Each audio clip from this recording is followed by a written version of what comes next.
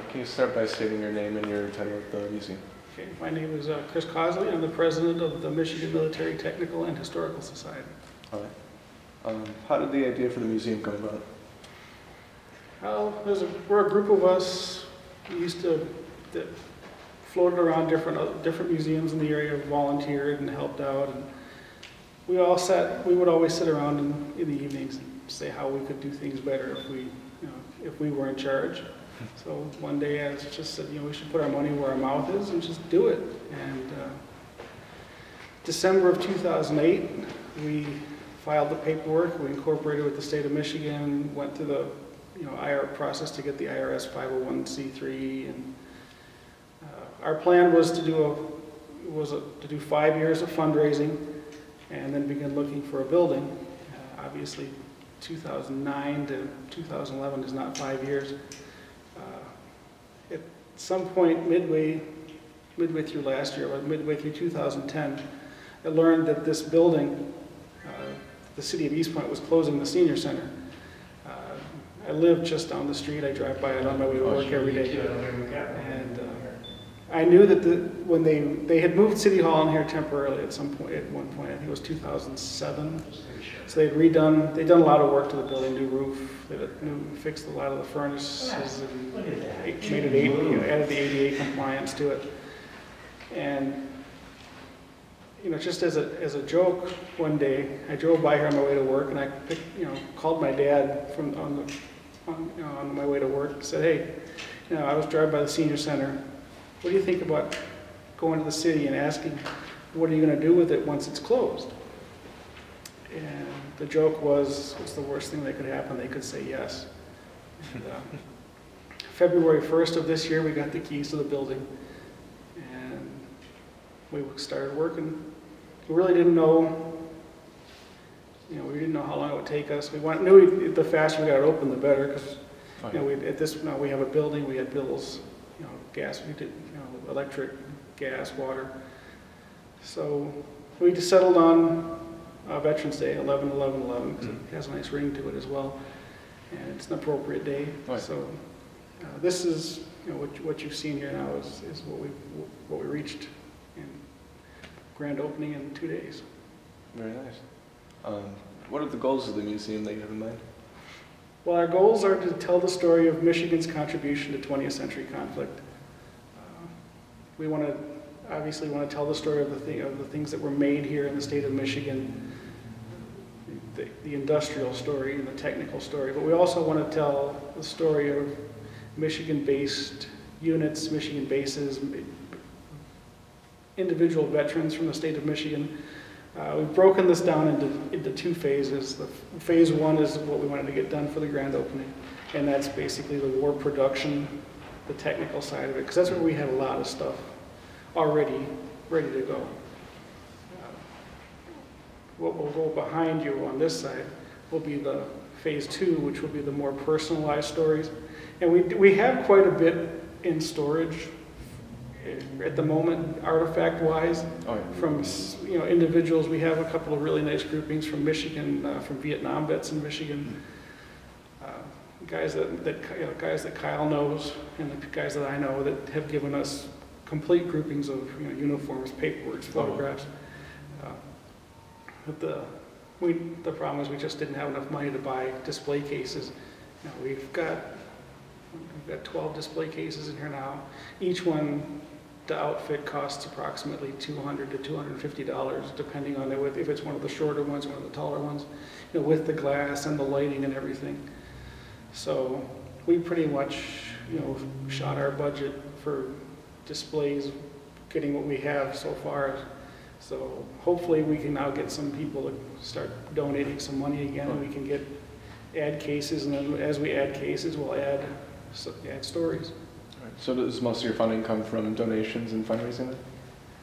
Donations, fundraising, membership. We have it'd be $20. It's $20 a year to become a member. All right. And that was our big funding source initially, is membership. And what does membership entail then? Well, now you actually have a museum you can come visit. Yeah. We have it'll be it's a $5 charge to get in, and members will get in for Alright. free with the membership card. Okay. And, and we're going to be building a reference library, which we started in the room, behind us over here. Oh, yeah. And the idea is that the research library will be accessible to members. And, it will make it available to students and things like that. But primarily, we don't just want anybody to go in there. If you want to access the materials, then they need to become a member. All right. Who runs the museum? Is it privately owned by you, or is it? Yeah, right now, most of the work has been done by myself. Socrates, my father, has been here All right. continuously. We don't get any kind of public money, and none of us get paid. Oh, wow. In fact, most of us put a lot of money into it. Oh, yeah. So, it should, especially to get everything started, and hopefully, our goal and our hope is that now that the doors will be open regularly, it will begin to at least self-sustain. Oh, yeah. And maybe I can stop paying so much into it. That'd be nice. I was going to ask you, do you have any other upcoming events scheduled besides the grand opening on Friday night? Right now, we don't have anything planned for December. We're hoping to get, we're trying to line up a couple of speakers for January and February. All right. We have there's a local plastic modelers group, International Plastic Modeler Society, the IPMS Warren chapter. They meet here on a regular basis, once a month, third Wednesday. So we have them, and they're going to be hosting a contest, a model contest here in March. Oh. And right now we're working on getting some things lined up for next year. All right. But right up to now, we've really been focused on getting things done and ready to open. Oh, yeah, definitely. What's the most surprising find that you've received as a donation? I don't know. We haven't got a lot of donations in yet. Oh, no. Looking for some.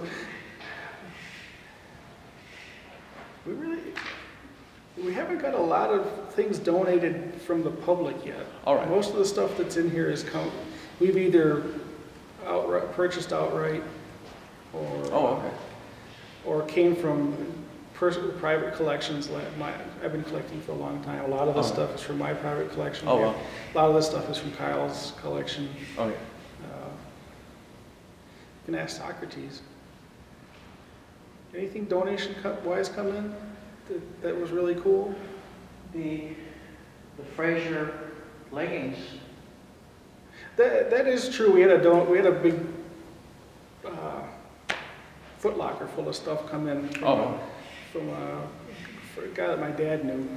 He used to work with my father at Selfridge. Oh. And one of the things that we were looking for, there was a company in Alpena called Fraser Products that made canvas goods during the Second World War.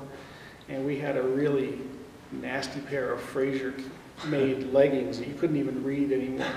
And this box of stuff came in from him, and we opened it up, and laying on top, there's a set of Fraser Products leggings that were brand new, never issued, beautiful, crystal clear markings. Wow.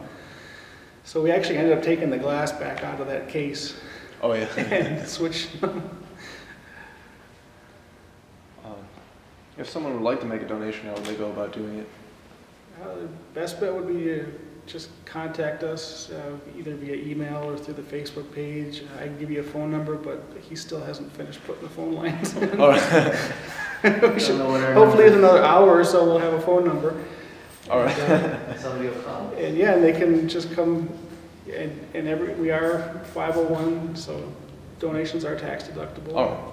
Or we'll be open Saturdays and Sundays, Saturdays 10 to 5, Sundays 12 to 5. If they want to stop in, and we can take a look at what they've got and go from there. All right. What time do you open on Friday? The grand opening, the doors will open at 10. There'll be a ribbon cutting at 11. All right. And we plan on staying open until 5. And then after that, it'll be from there on out, it will be Saturday and Sunday. And if we get some more volunteers and we get some interest, we might expand the hours. But for right now, based on the number of volunteers that we have, we're going to stick to the Saturday, Sunday plan. And we wanted to try and do Friday, but we just don't have enough volunteers at the moment to cover 3 days. Okay. So I heard you had a poker game fundraiser coming up? we do have poker game fundraisers at Ceda's Poker Room. It's on Hall Road in Shaner. All right. And they're going to be the next week. The first one's next week, 16th, 17th, 18th, and 19th. And then we've got another group of them over Thanksgiving weekend. And then there's another 4-day block in December, I think 15 through 19 or something. I forget the dates for December exactly. All right. Are you expecting a large crowd to?